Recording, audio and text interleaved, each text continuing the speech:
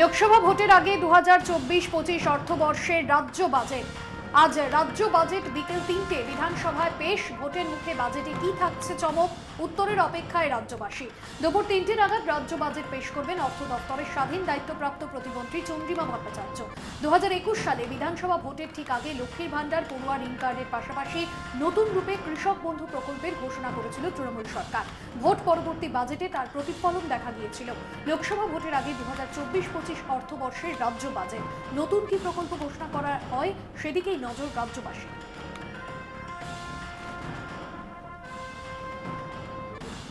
শুক্রবার জরুরি বৈঠকের ডাক অভিষেক বন্দ্যোপাধ্যায়ের। ভার্চুয়ালি বৈঠক করবেন তৃণমূল সাংসদ।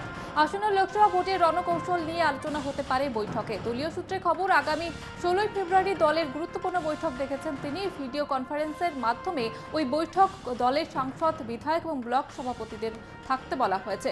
লোকসভা ভোটের মুখে অভিষেক বন্দ্যোপাধ্যায়ের এই ভিডিও কনফারেন্সের মাধ্যমে বৈঠক যথেষ্ট তাৎপর্যপূর্ণ বলে মনে করছে রাজনৈতিক মহল। লোকসভা নির্বাচনের আগে সংগঠন মজবুত করার প্রস্তুতি। পুরুলিয়ার সাংগঠনিক নেতৃত্বকে নিয়ে রেড রোডে ধর্ণা মঞ্চে সাংগঠনিক বৈঠক মমতার। উপস্থিত থাকবেন বিধায়ক এবং পুর ও পঞ্চায়েত প্রতিনিধিরা, থাকতে পারেন অভিষেক বন্দ্যোপাধ্যায়।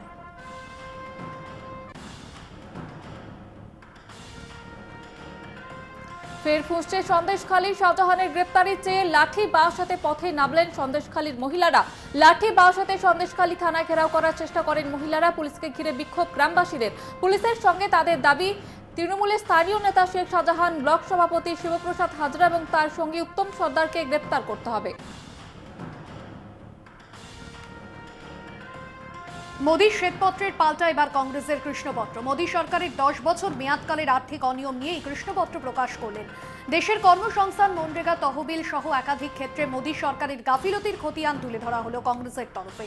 প্রসঙ্গত, সংসদের বাজেট অধিবেশনে আগামী শুক্রবার সমাপ্তি হওয়ার কথা ছিল, কিন্তু বাজেট অধিবেশনের সময় আরও একদিন বাড়িয়ে 10 ফেব্রুয়ারি করা হয়েছে।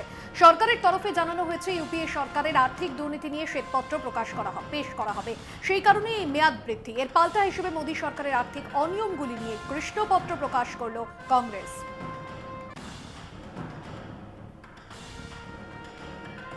খার্গে নিশানায় মোদী সরকার। কৃষ্ণপত্র প্রকাশ নিয়ে কংগ্রেস সভাপতি মল্লিকার্জুন খার্গে বলেন, গত 10 বছরে এক এক করে অন্য দলের বিধায়কদের দখলে নিয়েছে বিজেপি। 411 জন বিধায়ককে তাদের দখলে নিয়েছে। রাজ্যগুলিতে কংগ্রেস সরকারের পতন করছে। তারা গণতন্ত্রকে শেষ করে দিয়েছেন। তোপ খার্গে। फिर इससे पहले 10 साल पहले अगर उनके आइडियोलॉजी पे ही है, फिर इतने पैसे क्यों नहीं जमा होते थे, अब क्यों जमा? सो ये इनडायरेक्टली हरासमेंट, प्रेशराइज करके आप इलेक्शन में पैसा ले रहे हैं, और ये पैसा डेमोक्रेसी को खत्म करने के लिए यूज कर रहे हैं। 411 एमएलए को 10 साल में उन्होंने अपने तरफ लिया।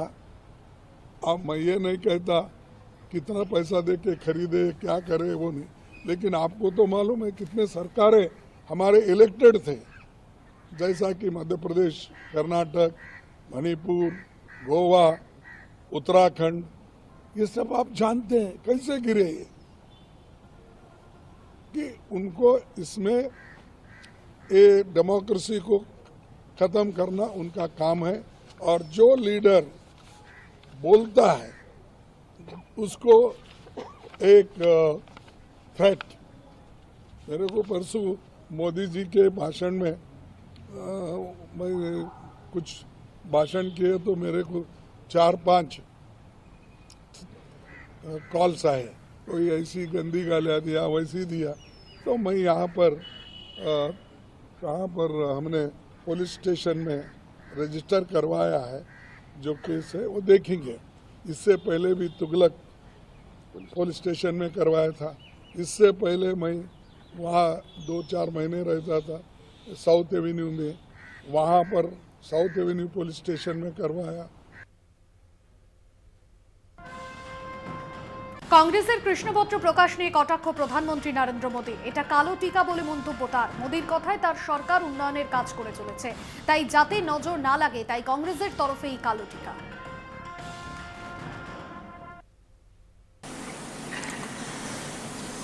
हमारे यहाँ कोई बच्चा कुछ अच्छी चीज कर लेता है, कोई बच्चा अच्छे कपड़े वपड़े पहन करके अवसर के लिए तैयार होता है, तो परिवार में एक आध स्वजन आ जाता, अरे किसी की नजर लग जाएगी, उसको काला टीका कर दो, तो ऐसे काला टीका कर देते हैं। आज देश पिछले 10 साल में समृद्धि के नए नए शिखर सर कर रहा है। एक भव्य दिव्य वातावरण बना है, उसको नजर न लग जाए, इसलिए काला टीका करने का आज प्रयास हुआ है। मैं उसके लिए भी खड़गे जी का बहुत धन्यवाद करता हूं, ताकि इस हमारी प्रगति की यात्रा को कोई नजर न लग जाए। ये नजर न लग जाए इसलिए आपने आज जो काला टीका किया है, मैं तो सोच रहा था सब काले कपड़ों में आएंगे, लेकिन शायद काला जोदू खिंचते खिंचते खिंचते ब्लैक पेपर तक चला गया है। लेकिन फिर भी मैं उसका भी स्वागत करता हूं, क्योंकि जब भी अच्छी बात होती है काला टीका नजर न लग जाए, इसलिए बहुत जरूरी होता है। और उस पवित्र काम को, और आज जिस उम्र के हैं उस व्यक्ति जब ये काम करता है तो जरा अच्छा रहता है। মোদী সরকারের শ্বেতপত্র প্রকাশ নিয়ে তো কংগ্রেস সাংসদ কার্তি চিদাম্বরমের এদিন তিনি বলেন, আশা করি যাচাইযোগ্য তথ্য এবং প্রমাণ সহ এই শ্বেতপত্র প্রকাশ করা হবে, কারণ এই সরকার সন্দেহজনক তথ্যের জন্য কুখ্যাত। দেশের আসল বাস্তবতা কৃষ্ণপত্রে প্রকাশ পাবে বলে মন্তব্য করেন Karthi Chidambaram. Yes, let's bring out the data and let's have a very informed debate. Let's bring authentic, verifiable data and then we can have an informed debate. Sir, what do you think about this white paper? Because government... No, I welcome the white paper. I hope it's verifiable, authentic data, because this government is notorious for bringing in very dubious data. Let them bring in authentic data. Let us verify the data. Then we will bring out the data during our tenure and we can have a very healthy debate about it. No problem. One last question. Mallikarjun Kharge ji, he also today introduced, we are going to introduce a black paper. No, So what I is think exactly black no, paper? the reality of what is happening in India would be the black paper. So, sir, রাজ্যসভায় অবসরপ্রাপ্ত সদস্যদের বিদায় অনুষ্ঠানে বক্তব্য রাখতে গিয়ে মনমোহন সিং এর প্রশংসায় পঞ্চমুখ প্রধানমন্ত্রী নরেন্দ্র মোদী। প্রধানমন্ত্রী বলেন, দায়িত্ব পালনে সতর্ক থাকার উদাহরণ মনমোহন সিং। পুরনো কথা মনে করে তিনি বলেন, অন্য হাউসে ভোটের সময় জানা গিয়েছিল তিনি ট্রেজারি বেঞ্চ জিতবেন, কিন্তু তবুও ডক্টর মনমোহন সিং তার হুইল চেয়ারে এসে ভোট দিয়েছেন। মোদী আরও বলেন, এখানে কাকে তিনি ভোট দিচ্ছেন সেটা বড় নয়, তিনি গণতন্ত্রের ক্ষমতা বাড়াতে এসেছিলেন। মনমোহন সিং এর অবদান অপরিসীম বলেও জানান মোদী।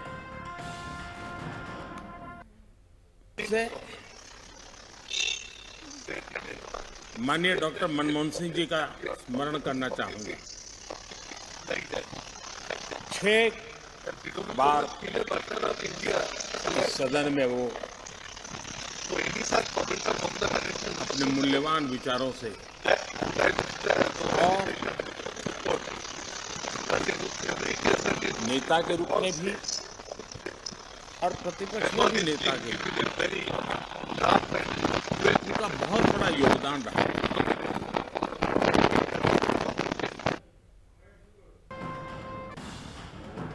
ওড়িশার মাটিতে দাঁড়িয়ে জাতিশুমারি নিয়ে মোদী সরকারকে নিশানা কংগ্রেস নেতা রাহুল গান্ধীর। তার তো প্রধানমন্ত্রী নরেন্দ্র মোদী ওবিসি শ্রেণীতে জন্মগ্রহণ করেননি, তিনি সাধারণ জাতিতে জন্মগ্রহণ করেছেন, তাই তিনি তার সারা জীবনে জাতিশুমারি পরিচালনা করতে দেবেন না। ওড়িশার ঝাড়সুগুন্ডারায় ন্যায়যাত্রা তোপ রাহুলের। तो उधर से नरेंद्र मोदी जी इनकी मदद करते हैं। तो यहां जनता की लड़ाई कांग्रेस पार्टी कर रही है, करेगी, करती जाएगी। और ये आप याद रखिए कि बीजेपी और बीजेडी एक ही चीज है। यही बात तेलंगाना में उठी थी। वहां पे भी तेलंगाना के मुख्यमंत्री की पूरी मदद बीजेपी करती थी। दिल्ली में उनकी कठपुतलियां वहां उनकी मदद करती थी। हमने तेलंगाना में बीआरएस को उखाड़ के फेंक दिया।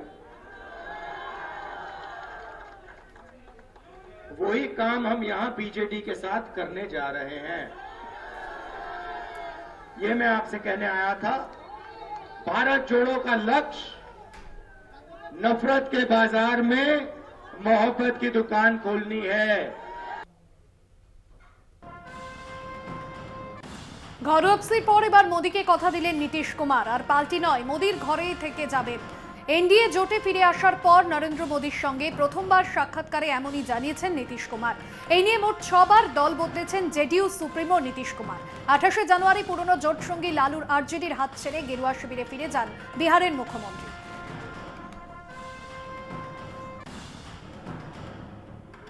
কেন্দ্রীয় বাজেটে আর্থিক বৈষম্যের অভিযোগ তুলে এবার দিল্লিতে বিক্ষোভ কেরলের মুখ্যমন্ত্রী পিনারাই বিজয়ওয়ানের নেতৃত্বে যন্তর মন্ত্রে পৌঁছন আন্দোলনকারীরা। যুক্তরাষ্ট্র কাঠামোয় রাজ্য সরকারের কাছে কেন্দ্রের হস্তক্ষেপ, রাজ্যপালের ভূমিকা, আর্থিক অবিচার সহ একাধিক প্রসঙ্গ নিয়ে সরব হয়েছে ঈশ্বরের আপন দেশ। কেন্দ্রীয় বাজেটের কর্ণাটকের প্রতি বঞ্চনার অভিযোগ তুলে বুধবার যন্তর মন্ত্রে অবস্থান বিক্ষোভ করেছে কংগ্রেস।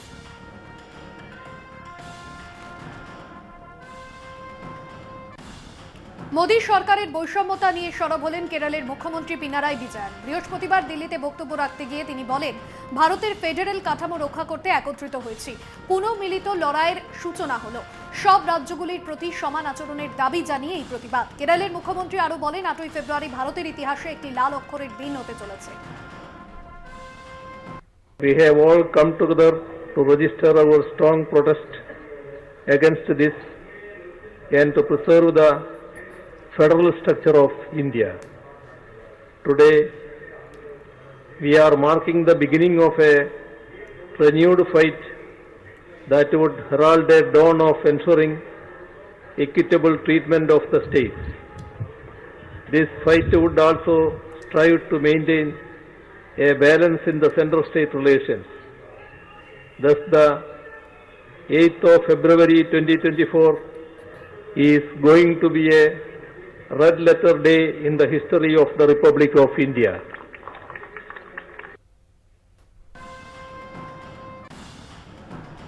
পিনারাই বিজয়নের নেতৃত্বাধীন বিক্ষোভে যোগ দিয়ে মোদী সরকারকে তো মুখ্যমন্ত্রী অরবিন্দ কেজরিওয়ালের ইডি এখন একটি নতুন অস্ত্র। এখন পর্যন্ত ব্যক্তি দোষী প্রমাণিত হলেই তাকে জেলে পাঠানো হতো, কিন্তু এখন বিজেপি ঠিক করে দিয়েছে কাকে কারাগারে পাঠাবে, তারপর চিন্তা করা হবে তার উপরে কোন হামলা কোপানো যায়। তিনি আরও বলেন, হেমন্ত সোরেনেও জেলে বন্দী করা হয়েছে যখন মামলা শুরু হয়নি। अब तय कर लेते हैं कि इसको जेल भेजना है, तो उसको पकड़ लेते हैं, उसको जेल में डाल देते हैं, फिर सोचते हैं अब इस पे क्या मुकदमा करें, इस पे क्या केस बनाएं। फिर ये केस बनाते हैं और केस बनाने के बाद फिर वो तब तक जेल में रहता है जब तक कि मुकदमा पूरा ना हो जाए और वो निर्दोष साबित ना हो जाए।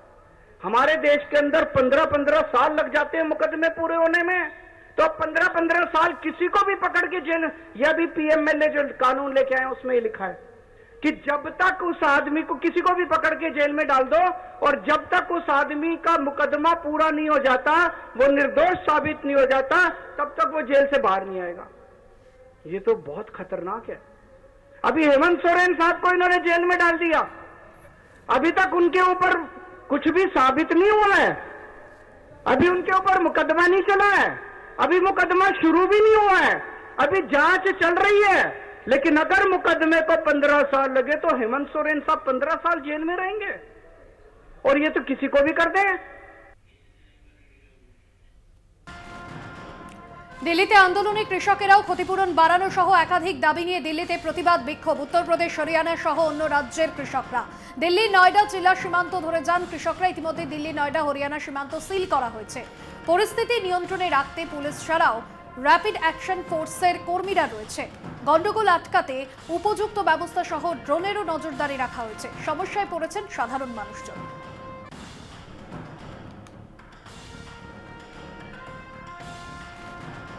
বিদেশমন্ত্রী জয়শঙ্করের সঙ্গে অত্যন্ত আন্তরিক পরিবেশে খোলামেলা এবং বিস্তারিত আলোচনা হয়েছে বলে জানিয়েছেন দিল্লি সফররত বিদেশমন্ত্রী এবং আওয়ামী লীগের যুগ্ম সাধারণ সম্পাদক হাসান মাহমুদ।